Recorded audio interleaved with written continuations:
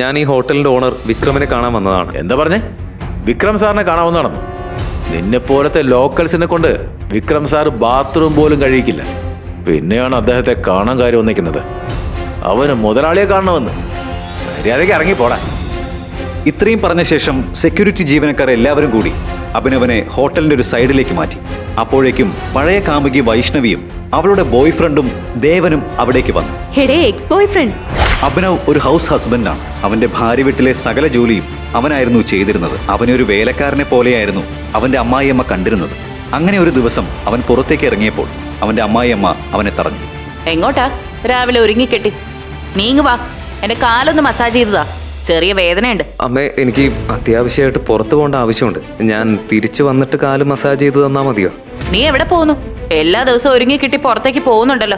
എന്റെ മോളുടെ സമ്പാദ്യം ദൂർത്തടിച്ച് ജീവിക്കാൻ നിനക്ക് നാണോ ഇല്ലേ? അവളുടെ പൈസക്ക് പുറത്ത് ആരെയോ കാണാൻ പോകുന്നു. പുറത്തു നടക്കുന്ന വഴക്ക് കേട്ട് അഭിനവിന്റെ ഭാര്യ അനന്യ പുറത്തേക്ക് ഇറങ്ങി വന്നു. എന്താ ഇവിടെ രാവിലെ തന്നെ വഴക്കുണ്ടാക്കാൻ വേണ്ടിയിട്ട് ഇവിടെ ഇപ്പൊ എന്താ സംഭവിച്ചത്? എന്നോട് ചോദിക്കാതെ നീ നിന്റെ ഭർത്താവിനോട് ചോദിക്ക. ഒരു പണിക്കും പോവാതെ നിന്റെ ഭർത്താവ് ഇവിടെ അടയിരിക്കാൻ തുടങ്ങിയിട്ട് കുറെ കാലമായി. നീ ഇപ്പൊ തന്നെ അവൻ ഇവിടുന്ന് ഇറക്കി വിടണം.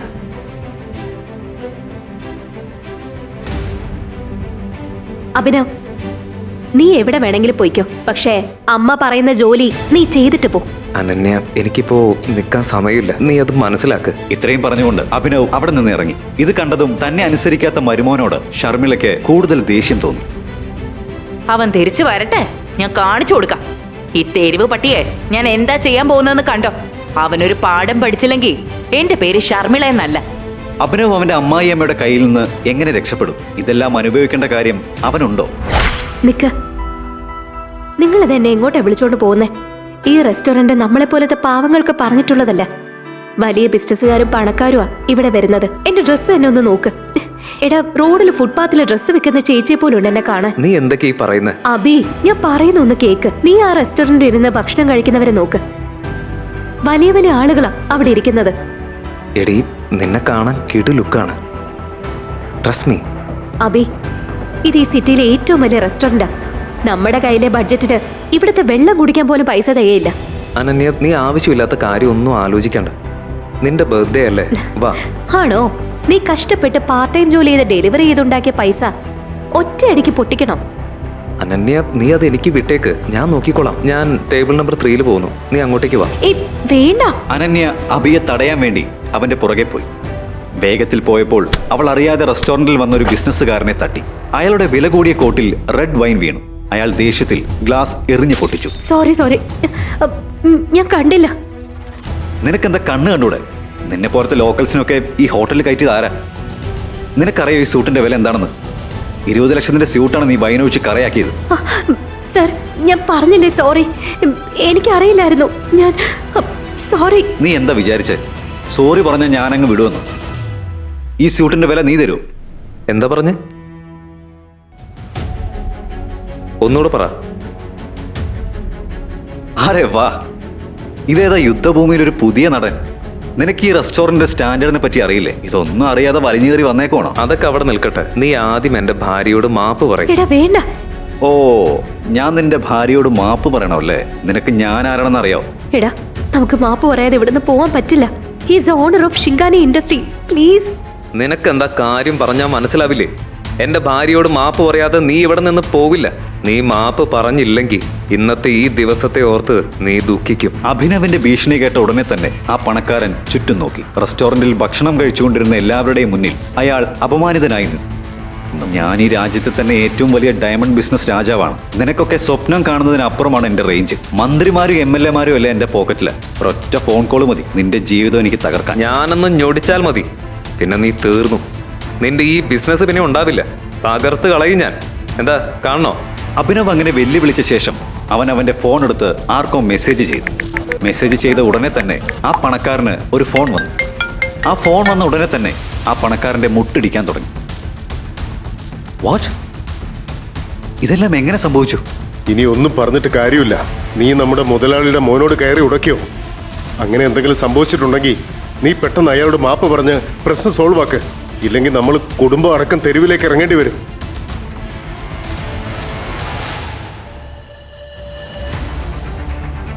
നീ ഇതെല്ലാം എങ്ങനെ ചെയ്തേ? നീ ശരിക്കും ആരാ?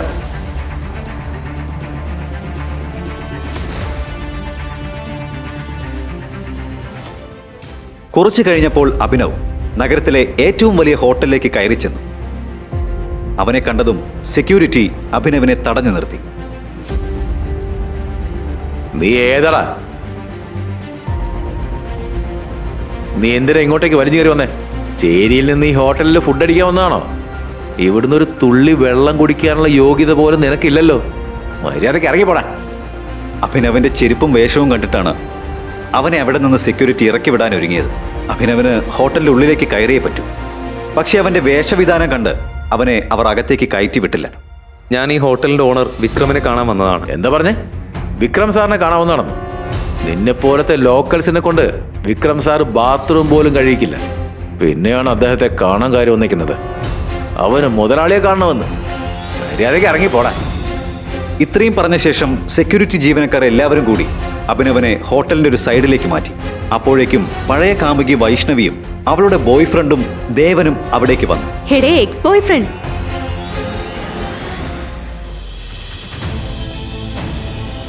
ഭിക്ഷക്കാരനെ ഇങ്ങനെ അപമാനിക്കല്ലേ? കുറെ നാളായി ഭക്ഷണം പോലും കഴിച്ചിട്ടുണ്ടാവില്ല. നിങ്ങൾ ഹോട്ടലിൽ ബാക്കി വന്ന വല്ല ഫുഡ് ഉണ്ടെങ്കിൽ ഇവൻ എടുത്തു കൊടുക്ക്. അവൻ നിന്നോളും. കുറെ നാളായുള്ള വിശപ്പുണ്ടാവും പാവം. കുറച്ച് നാളുകൾക്ക് മുമ്പ് അഭിനവ് അവന്റെ ജീവന തുല്യം സ്നേഹിച്ച പെണ്ണാണ് ഇപ്പോൾ മുന്നിൽ വന്ന് നിന്ന് ഇങ്ങനെ നികൃഷ്ടമായി അപമാനിക്കുന്നത്. എനിക്ക് ആദ്യം വിശ്വാസം തോന്നിയില്ല ഈ പിച്ചക്കാരൻ നിന്റെ പഴയ ബോയ് ഫ്രണ്ട് ആയിരുന്നു എന്ന് പറഞ്ഞത്. അവരുടെ ഈ കളിയാക്കൽ കേട്ട് അഭിനവന് കൂടുതൽ ദേഷ്യം വന്നു. അവൻ എന്തെങ്കിലും പറയുന്നതിന് മുമ്പ് തന്നെ ഒരു ആഡംബരക്കാർ ഹോട്ടലിന്റെ മുന്നിൽ വന്നിറങ്ങി. വിക്രം സാർ വന്നു. അയാൾ വന്ന ഉടനെ തന്നെ സെക്യൂരിറ്റിയും മറ്റു ഗാർഡുകളും വന്ന് കാറിനെ വളഞ്ഞു. അപ്പോഴേക്കും ആഡംബര കാറിൽ നിന്ന് വിക്രം ഇറങ്ങി. കാറിൽ നിന്ന് ഇറങ്ങിയ വിക്രം ഹോട്ടലിന്റെ മുന്നിലെ ആളും ബഹളവും കണ്ട് ഇങ്ങനെ ചോദിച്ചു: ഹോട്ടലിന്റെ ലോബിയിൽ എന്താ ഇത്ര ആൾക്കൂട്ടം? അറിയില്ല സാർ. ഏതോ ഒരു ദരിദ്രവാസി വന്ന് ലോബിയിൽ അലമുണ്ടാക്കുക. ഞാൻ നിന്നോട് എത്ര തവണ പറഞ്ഞിട്ടുണ്ട്, ഞാനോ ഈ ഹോട്ടലോ ഇങ്ങനെയുള്ള ദരിദ്രവാസികളെ ഒരിക്കലും എന്റർടൈൻ ചെയ്യിക്കാറില്ലെന്ന്. അവനെ തൂക്കിയെടുത്ത് വെളിയിലെറിയും. വിക്രമിന്റെ വാക്ക് കേട്ടതും അയാളുടെ ഗാർഡ് പെട്ടെന്ന് മുന്നിലേക്ക് വന്ന് അഭിനവനെ പുറത്തേക്കാക്കി. ഗാർഡ് അഭിനവനെ വിക്രത്തിന്റെ മുന്നിലൂടെ വലിച്ചഴിച്ചു കൊണ്ടുപോയി. അപ്പോഴേക്കും വിക്രമിന്റെ കണ്ണുകൾ അഭിനവന്റെ കയ്യിലെ മോതിരത്തിൽ ഉടക്കി. ആ മോതിരം കണ്ട ഉടനെ തന്നെ വിക്രമിന്റെ കണ്ണുകളിൽ ഒരു ഭയം നിഴലിച്ചു. അയാൾ ഗാർഡുകളോട് അഭിനവനെ വെറുതെ വിടാൻ ആവശ്യപ്പെട്ടു. അയാളെ വിട് സാർ. അഭിനവന്റെ കയ്യിലെ മോതിരം കണ്ടിട്ടാണ് വിക്രം ഭയപ്പെട്ടത്.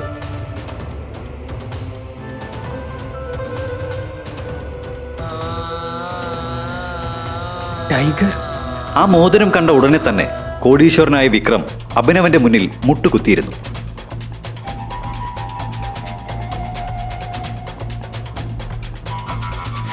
സോറി സാർ, എനിക്ക് സാറിനെ മനസ്സിലായില്ല. എനിക്ക് മാപ്പ് തരൂ ടൈഗർ. എന്തുകൊണ്ടായിരിക്കാം നഗരത്തിലെ ഏറ്റവും വലിയ കോടീശ്വരനായ വിക്രം അഭിനവനെ കണ്ട് ഭയപ്പെട്ടു നിന്നത്? ആ മോതിരത്തിന്റെ കഥ എന്തായിരുന്നു? എല്ലാത്തിന്റെയും സത്യാവസ്ഥ എന്തായിരുന്നു?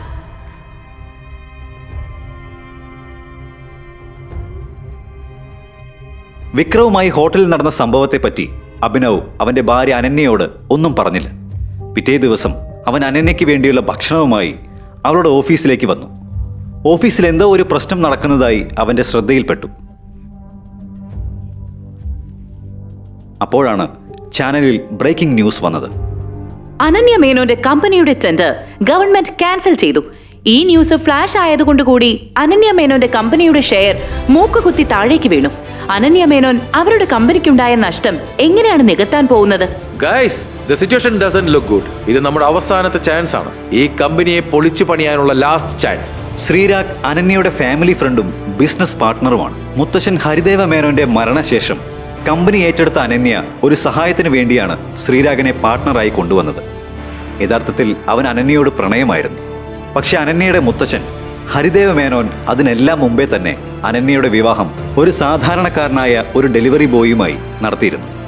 കമ്പനിക്ക് ഉണ്ടായ നഷ്ടം എങ്ങനെ നികത്തണമെന്ന് അനന്യ ആലോചിച്ചുകൊണ്ടിരുന്നപ്പോൾ കമ്പനിയുടെ ചീഫ് ഫിനാൻഷ്യൽ ഓഫീസർ ഇപ്രകാരം പറഞ്ഞു: ടെൻഡർ നമുക്ക് കിട്ടാത്തത് കൊണ്ട് നമ്മുടെ മുഴുവൻ ഇൻവെസ്റ്റേഴ്സും ഫണ്ട് ക്യാൻസൽ ചെയ്തു.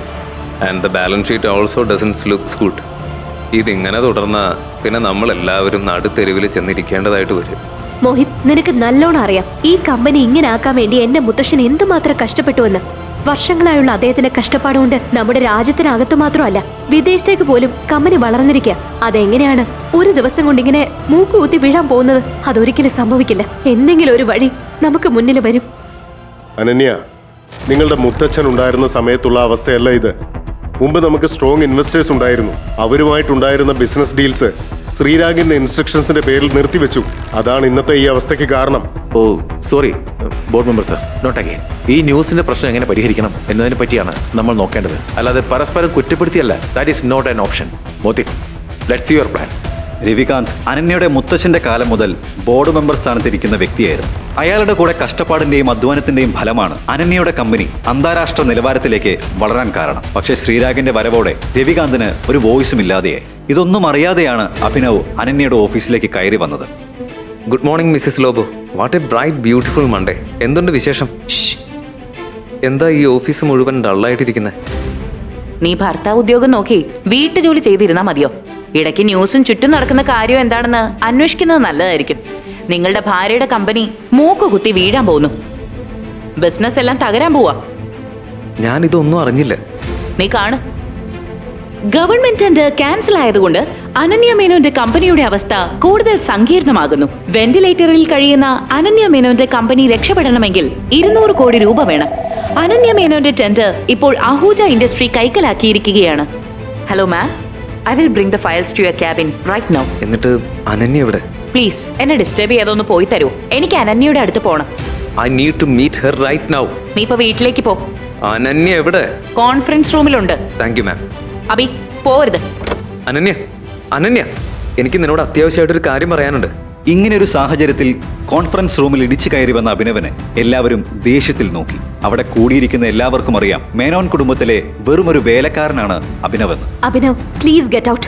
അനന്യ, ഞാൻ പറയുന്നതൊന്ന് കേൾക്ക്. നിന്നെ ഈ പ്രശ്നത്തിൽ നിന്ന് രക്ഷപ്പെടുത്താൻ എനിക്ക് പറ്റും. എന്റെ മുന്നിൽ അതിന്റെ വഴികളുണ്ട്. എനിക്കൊരു അവസരം താ. കോൺഫറൻസ് റൂമാണ്. കമ്പനിയുടെ കാര്യം പറയാൻ വേണ്ടി ഇതിനകത്ത് എങ്ങനെ ധൈര്യം വന്നു? അനന്യ, ആദ്യം നീ കമ്പനിയിൽ നിന്ന് പുറത്താക്കേണ്ടത് ഇവനെയാണ്. ഇവനെ എന്ന് പുറത്താക്കുന്നുവോ അന്ന് ഈ കമ്പനി രക്ഷപ്പെടും. Ananya, take your own decisions. Sreerag അഭിനവനെ കോൺഫറൻസ് ഹാളിന് പുറത്തേക്ക് ഇറക്കി വിട്ടു. സെക്യൂരിറ്റി, ഇവനെ ഇറക്കി വിട്. സെക്യൂരിറ്റി അഭിനവനെ ഇറക്കിവിടാൻ ശ്രമിച്ചുകൊണ്ടിരുന്നപ്പോൾ റിസപ്ഷനിസ്റ്റ് അവിടേക്ക് നടന്നു വന്നു. Sir, I will take care of this matter. You can go inside for the meeting. ശരി, നിങ്ങൾ ഫയൽസ് കൊണ്ടുവന്നല്ലോ, ഇവനെ ഇറക്കി വിട്. ഇത്രയും പറഞ്ഞുകൊണ്ട് ശ്രീരാഗ് കോൺഫറൻസ് ഹാളിന്റെ ഉള്ളിലേക്ക് കയറി. അവനെ വിട്. പിടിച്ച് പുറത്താക്കാൻ അവൻ കള്ളനല്ല. ഈ കമ്പനിയുടെ മുതലാളി അനന്യയുടെ ഭർത്താവാണ്, മേനോൻ കുടുംബത്തിന്റെ മരുമകൻ. അതെല്ലാം നിങ്ങൾ മറന്നുപോയോ? Thank you Mrs Lobo. നിങ്ങൾ അവളോട് കാണിക്കുന്ന സ്നേഹം അവളുടെ അമ്മ പോലും അവളോട് കാണിക്കുന്നില്ല.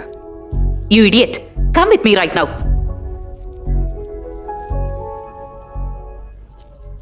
നിനക്ക് എങ്ങനെ ഈ കമ്പനിയുടെ ക്രൈസിസിൽ നിന്ന് മാറി നിൽക്കാൻ പറ്റുന്നത്? എന്നോട് ആരും ഒന്നും പറയാറില്ല. എനിക്ക് കുറച്ച് ഇൻഫർമേഷൻ വേണം. അത് കിട്ടിയില്ലെങ്കിൽ ഐ എം ഹെൽപ്ലെസ്. എന്ത് ഇൻഫർമേഷനാണ് നിനക്ക് വേണ്ടത്? എനിക്ക് ഈ കമ്പനിയുടെ ഇൻവെസ്റ്റേഴ്സിന്റെ ഡീറ്റെയിൽസ് വേണം. ഷെയർ ഹോൾഡേഴ്സിന്റെ ഡീറ്റെയിൽസ് വേണം. അതിനുശേഷം ബാലൻസ് ഷീറ്റും കാണണം. അത് കണ്ടല്ലാതെ എനിക്കൊന്നും ചെയ്യാൻ പറ്റില്ല. അബി, നീ എല്ലാം കണ്ടതല്ലേ? എന്തൊക്കെയാണ് ഇവിടെ സംഭവിക്കുന്നതെന്ന്? കമ്പനിയുടെ ഒരു എംപ്ലോയി പോലും നിന്റെ അത്ര ആത്മാർത്ഥത കാണിക്കുന്നില്ല. ഇങ്ങനെ പോയ എങ്ങനെ കമ്പനി രക്ഷപ്പെടുന്നത്? ആ, നിന്റെ വാക്ക് കേൾക്കുന്ന ഒരാള് ഈ ഓഫീസിലുണ്ട്. ആരാണ്? രവികാന്ത് സർ. അദ്ദേഹം അനന്യയുടെ മുത്തച്ഛൻ ഹരിദേവ് മേനോന്റെ കാലം തൊട്ട് ഇവിടെയുണ്ട്. അയാൾ അദ്ദേഹവുമായി ഭയങ്കര ക്ലോസ് ആയിരുന്നു. ശ്രീരാഗ് വന്നതിന് ശേഷം അദ്ദേഹത്തിന് ഇവിടെ വോയിസ് ഇല്ലാതെ. പക്ഷെ ഒരു കാര്യം ഞാൻ നിന്നോട് പറയാം. ആ രവികാന്ത് ഉണ്ടല്ലോ, അദ്ദേഹം ഒരു ചെയിൻ സ്മോക്കറാ. ഓരോ മണിക്കൂറിലും ഓരോ സിഗരറ്റ് വേണം. നീ ഇവിടെ വെയിറ്റ് ചെയ്താൽ മതി. അയാൾ എന്തായാലും സിഗരറ്റ് വലിക്കാൻ ഇങ്ങോട്ടേക്ക് വരും. അപ്പോ നീ ഇടിച്ചു കയറി അയാളോട് സംസാരിച്ചാൽ മതി. അയാളെ എങ്ങനെയെങ്കിലും കൺവിൻസ് ചെയ്യണം. I am sure you can do it. Okay, എനിക്കിപ്പോൾ പോണം. All the best. കുറച്ചു നേരം കാത്തിരുന്ന ശേഷം അഭിനവ് ഫോൺ എടുത്ത് ആരെയോ വിളിച്ചു. ഹലോ, ക്യാബിനറ്റ് മിനിസ്റ്റർ അല്ലേ? എന്തുണ്ട് വിശേഷം? ഹലോ അഭിനവ് സാർ, എന്തു പറ്റി വിളിക്കാൻ? എന്നെ കൊണ്ട് എന്ത് സഹായം വേണ്ടത്? അങ്ങനെയൊന്നുമില്ല. എനിക്ക് ചെറിയൊരു സഹായം വേണം. ഒരു സാധാരണ ഡെലിവറി ബോയ്ക്ക് കേന്ദ്രമന്ത്രിയുമായി എന്ത് ബന്ധമാണുള്ളത്? കേന്ദ്രമന്ത്രി എങ്ങനെയാണ് അഭിനവനോട് ഇത്ര വിനയത്തോടെ സംസാരിച്ചത്? ഫോണിലൂടെ അഭിനവ് തനിക്ക് വേണ്ട സഹായം ആവശ്യപ്പെട്ടു. അവൻ ഫോണിൽ സംസാരിച്ചു കൊണ്ടിരുന്നപ്പോൾ രവികാന്ത് സിഗരറ്റ് വലിക്കാൻ പുറത്തേക്ക് ഇറങ്ങി വന്നു. മന്ത്രി സാറേ, ഞാൻ പറഞ്ഞ കാര്യം സീക്രട്ട് ആയിരിക്കണം. കാര്യം നടന്നിട്ട് എന്നെ തിരിച്ചു വിളിക്കണം. ബാക്കി ഞാൻ നോക്കിക്കോളാം. Okay?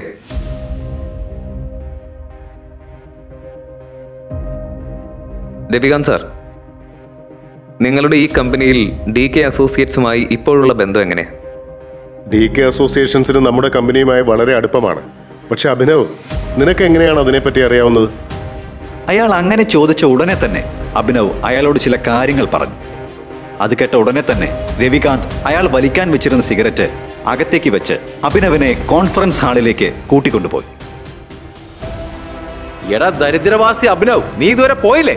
ശ്രീരാവ്, behave yourself. Ananya, നമുക്ക് അഭിനവിന് ഒരു അവസരം കൊടുക്കാം. He has an excellent plan. പ്ലാനോ? പാലാരി വട്ടത്ത് തട്ടുകട ഇടാനുള്ള പ്ലാൻ ആയിരിക്കും. എടാ ശ്രീരാഗേ, നിന്റെ പ്രായത്തേക്കാൾ എക്സ്പീരിയൻസ് എനിക്ക് ഈ കമ്പനിയിലുണ്ട്. നിങ്ങൾ അഭിനവ് പറയുന്ന ഒന്ന് കേൾക്ക്. He has A point. അത് നിങ്ങൾക്ക് എങ്ങനെ പറയാൻ പറ്റും? നിങ്ങളെന്താ അവന്റെ കയ്യിൽ നിന്ന് കൈക്കൂലി വാങ്ങിച്ചോ? എല്ലാവരും കൂടി അഭിനവിനെ കളിയാക്കിയപ്പോൾ അനന്യ അവളുടെ മുത്തച്ഛൻ മരണക്കിടക്കയിൽ വെച്ച് പറഞ്ഞത് ഓർത്തു. മോളെ, നിന്നെ കൊണ്ട് അഭിനവിനെ കല്യാണം കഴിപ്പിച്ചതില് മുത്തച്ഛന് തെറ്റൊന്നും പറ്റിയിട്ടില്ല. അവൻ നിനക്ക് ഏറ്റവും നല്ല പാർട്ട്ണറായിരിക്കും. നീ ഒരു കാര്യം ഓർത്തു വെച്ചോ. നിനക്ക് ജീവിതത്തിൽ എന്ത് പ്രശ്നം വന്നാലും ആരൊക്കെ നിന്നെ തള്ളിപ്പറഞ്ഞാലും അവൻ മാത്രമേ നിനക്കെന്നും കൂട്ടായിട്ടുണ്ടായിരിക്കുള്ളൂ. മുന്നിൽ നടക്കുന്ന വഴക്ക് കൂടിയപ്പോൾ അനന്യ ദേഷ്യത്തിൽ എഴുന്നേറ്റു. ശ്രീരാഗ്, മര്യാദയ്ക്ക് സംസാരിക്കേ. ഈ കമ്പനി നിന്റെ അല്ല, എന്റെയാ. എല്ലാ ഡിസിഷൻസിന്റെയും വീറ്റോ പവർ എന്റെ കയ്യിലാ. Sit down.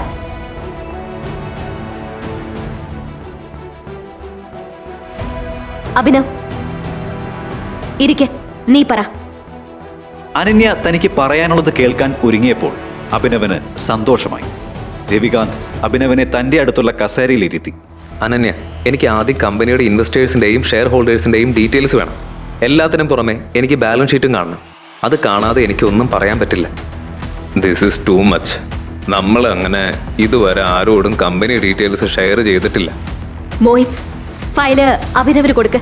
നീ ഇപ്പോഴും ഈ പൊട്ടന്റെ വാക്ക് വിശ്വസിക്കുകയാണോ? Pass file. Sreerag, why don't you mind your language? Abhinav എന്റെ ഭർത്താവാന്ന കാര്യം നീ എന്താ ഓർക്കാത്തെ? 2 വർഷത്തിന് ശേഷമാണ് അനന്യ അഭിനവനെ തന്റെ ഭർത്താവായി പൊതുസ്ഥലത്ത് വെച്ച് അംഗീകരിക്കുന്നത്. അതവന് കൂടുതൽ സന്തോഷം നൽകി. ഓഡിറ്റർ കൊടുത്ത ഫയൽ അഭിനവ് പരിശോധിക്കാൻ തുടങ്ങി.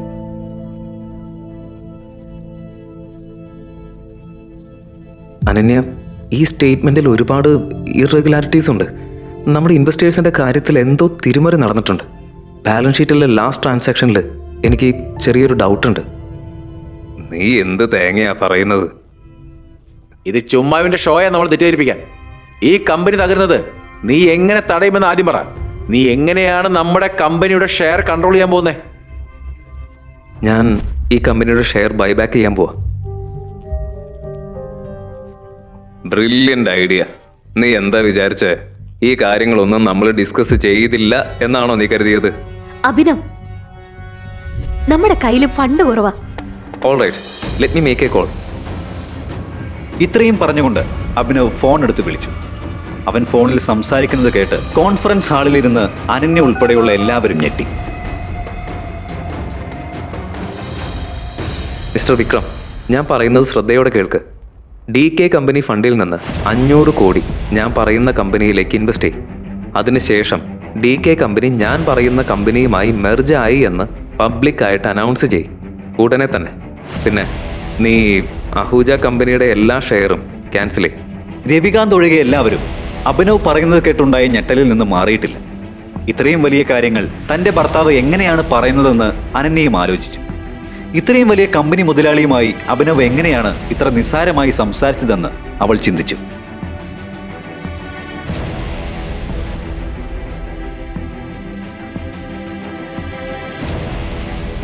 അഭിനവ്, നീ ആരാ? അനന്യയുടെ ഈ ചോദ്യം കേട്ട് അഭിനവ് ഒന്ന് പുഞ്ചിരിക്കുക മാത്രമാണ് ചെയ്തത്. ഭർത്താവ് ഉദ്യോഗം നോക്കി നടക്കുന്ന അഭിനവ് എങ്ങനെയാണ് മുങ്ങിക്കൊണ്ടിരുന്ന അനന്യയുടെ കമ്പനിയെ രക്ഷിച്ചത്? 500 കോടി എങ്ങനെയാണ് ഒരു സാധാരണ പയ്യന്റെ കയ്യിൽ ഒരു നിമിഷം കൊണ്ട് വന്നത്? DK പ്രൈവറ്റ് ലിമിറ്റഡ് എന്ന കമ്പനി എങ്ങനെയാണ് അനന്യയുടെ കമ്പനിയുമായി ഇത്ര നിസ്സാരമായി മെർജായത്?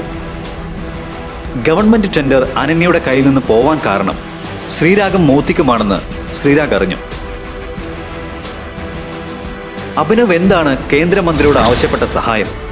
ഇതിന് എല്ലാത്തിനുമുള്ള ഉത്തരം അറിയണമെങ്കിൽ ഇൻസ്റ്റാൾ ബട്ടണിൽ ഞെക്കി ഉടനെ തന്നെ പോക്കറ്റ് FM ആപ്പ് ഡൗൺലോഡ് ചെയ്യുക.